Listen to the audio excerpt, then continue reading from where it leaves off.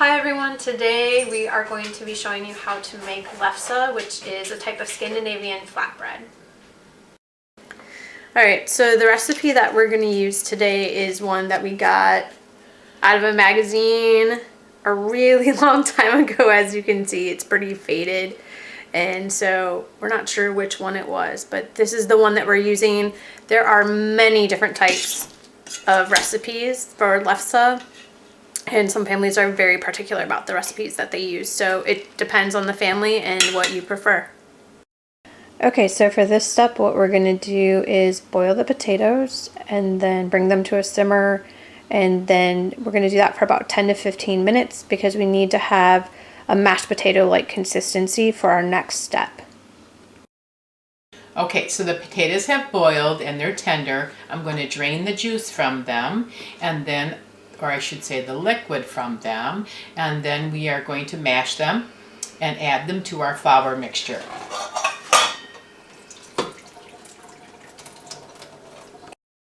The next step, I'm going to add the butter, and then I'm going to mash the potatoes a little bit. I use the old-fashioned masher, but sometimes I use my KitchenAid.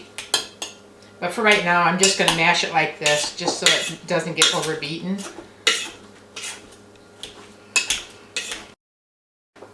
Okay, so now I'm going to add a tablespoon of milk.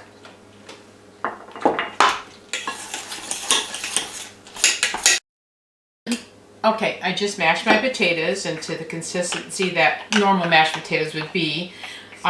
Some people also use a ricer, which might be easier for mashing them. To make them smoother. These look pretty smooth, and sometimes you get a little lumps in. For me, I'm not that picky, so you know that's fine. You know, you're just gonna end up kneading your flour, and you'll be rolling it out with a rolling pin. Okay, I'm going to put salt in my flour, and that's 1 cup of flour. And then I'm just going to go ahead and put my mashed potatoes in here. Did you tell how many how many potatoes we used? We used 3 potatoes, and I used russets right now, but you can use Kennebec, and maybe red potatoes are better too. But this is just what we had on hand, so that's what I'm using. And then I'm just going to stir this in. So now I'm just finishing mixing all of this flour with the potatoes up, and then you can kind of see what kind of consistency you have.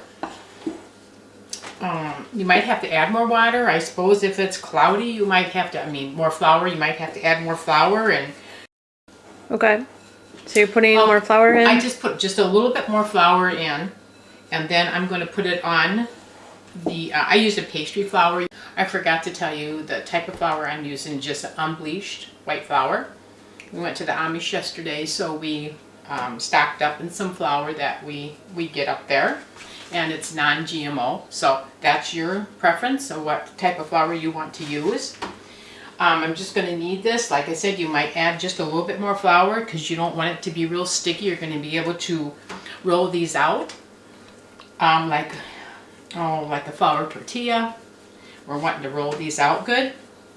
So we just knead, and you want it to be soft and pliable. And then, Mom, how long do you knead it for? Where's my recipe? I don't know. Where'd it go? What does it say there? It's right here. It says knead for 8 to 10 minutes. No, I don't have to eat.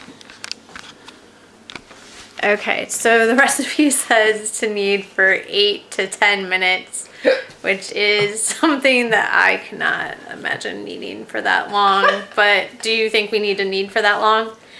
We just want it pliable and nice and soft and a nice good dough. So that you're able to roll it good. Roll it with the rolling pin? Yes, we're going to roll it with the rolling pin. So you just want to make sure that it is easy to roll it out with the rolling pin. It's going to be a big flunk. 8 to 10 minutes. So our recipe asks that we knead this flour for 8 to 10 minutes, which is a very long time to me. But Mom, how long were you saying that we should knead it for? Well, just so it's pliable, how do you know? and it's not so sticky, and you're able Okay. to roll it out into small little balls, because we're going to take the rolling pin and roll them out so we can fry them Okay. on the griddle. All right, so right now we're still kneading, or my mom is actually still kneading the flour right now until it gets to the consistency that you want it. What does it feel like? It's starting to feel like a bread dough. Like a bread dough? Yeah, So if you yeah. made bread before, it feels like a bread dough. But what if you haven't made bread before? Well, you can kind of see, show them. Here. You can kind of show them what I'm doing. This is my kneading. I just take my one hand and I just push on the heel of your palm of your hand. And you can kind of see where it's just starting to get real soft. You just want it real soft and feeling really smooth out. I add a little bit of flour as I go. I don't want it sticking to the counter or to the pastry cloth. And where did you get your pastry cloth from? I got this at a kitchen store.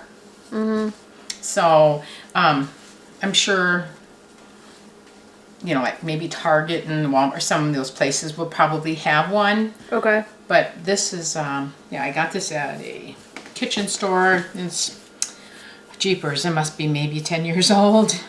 Okay. I just clean it off. And how do you wash it? You just wash it in with the dish towels, and that's all I do. And just dry it.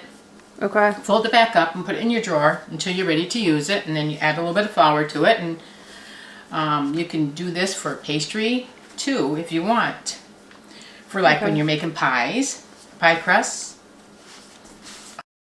So the main point of using a pastry cloth is that it generally gives you a much easier time cleaning up. It's not going to dirty up your space and everything. So it's just more of a convenience thing than anything else. So if you don't have a pastry cloth, you can still do this. You just need to put flour on your counter. Yeah, put flour on your counter so that the dough doesn't stick to your counter, because that would be really terrible and that would not make for an easy cleanup. Okay, so I've been probably kneading for about 5 to 7 minutes. You can kind of see it's starting to look like a little loaf bread. So I'm just kind of continually doing this because we're going to divide it in half. And then we're going to have like maybe 16 small little balls that we're going to be rolling out and then putting, on a griddle and cooking them. All right, one of the new things that we're going to try today as well is a rolling pin cover, which is something that we have never actually used. We'll see how it turns out. I'm just going to show you really quick what that looks like. And tell them how much it was. Well, it'll be different. So this is the rolling pin cover. You can see it's like a little sock that goes over the rolling pin, and then you sprinkle it with dough. And then we'll tell you how we like it, and you can try it out too in your recipes. All right, as you can see, we have 2 different rolling pins here. One is an older one. This is one of my great-grandmother's rolling pins. I'll show you inside here. It looks like this. And then this is my mom's. How old is this other one, Mom? That I don't know. That was one of my grandma's too. Oh, that was one of your grandma's. Yeah. So yeah. I'm putting this cover on so you can kind of see that these are probably better for this type of rolling pin. But I've never used these, so I've really never been able to get used to them. I mean, if I use them, I go like this. I just am used to this where I can just roll it out nicely, and it's just what you get used to. There's several different rolling pins out there. So you just have to use what is good for you and what you feel comfortable in. All right, so the next part that we're going to do is we're going to actually divide the dough. It's supposed to be divided into 16 different pieces, and then we're going to put it on the grill or the Roll pan it out in the first. skillet. We'll roll it out first. It's supposed to be paper thin pieces when you roll it out. And then we're going to drop it into the skillet and cook it up. Okay, now I'm going to divide the dough up with my pastry cutter. I don't remember where I got this from, a kitchen supply store maybe. So I'm just going to cut them up, and they are just a little bit sticky on the outside, so you just kind of roll them in a little bit of flour. That's fine. But this is nice for like if you have like your butcher block that we have, or your counter. You just want to make sure you have lots of flour on it so that when you roll it out, your dough is not going to stick. And that's the main thing. You don't want your dough to stick to your rolling pin or to the counter, because then it's going to be frustrating to you. Super frustrating to me. And then what can you use if you don't have one of these pastry cutters? What would you use to separate the dough then? You could just use a plain knife, a chef's knife. Yeah, that's fine. Any type of knife. Okay.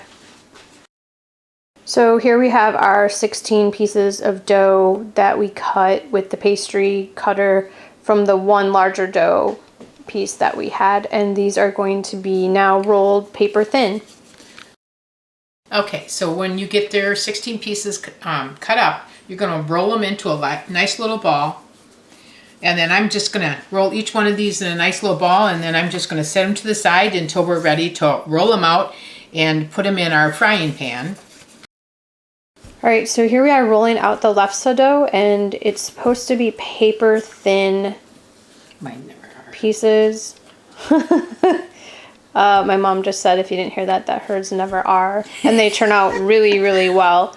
So this is just what you do to roll it out if you've never done this before, or if baking is something new to you. If you don't have a rolling pin at home, I think in the past when I've been making something, I actually used a wine bottle. Obviously you want to make sure it's clean. You need something round, like a wine bottle or something that you can use to roll the dough out. All right, so now we're getting the skillet ready to cook these lefse dough pieces in. How much? Oh, you just... I've never really put a lot of oil in. I just had a griddle that was hot. This is grease, so we'll try to see what this is like.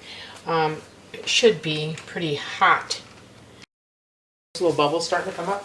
Okay, so you'll know whether or not your skillet is hot enough if you see these little bubbles coming up. That's what we want in order to cook the lefse properly. So here we have the lefse cooking in process, and this is about 3 minutes on one side. So some people have really large actual lefse griddles. Is that what it's called, Mom? Yeah. Okay. Yeah. They're called lefse griddles, which are about 16 inches diameter. And that's what they put their actual lefse in and make it that way. All right, so here we have one. It's a little puffy. And then what you do is you just poke a hole in where the puffy spot is, and then it'll just deflate again. There's nothing wrong with that. It's not going to make it taste bad. It doesn't mean it's burning or anything like that. All right, and then this is my favorite way to eat lefse, with a little bit of cinnamon and sugar sprinkled on top with butter. We also have lingonberry jam that you can put on as well. That's also a popular way to eat it. But either way, these are one of my favorite things to eat. Hope you enjoy.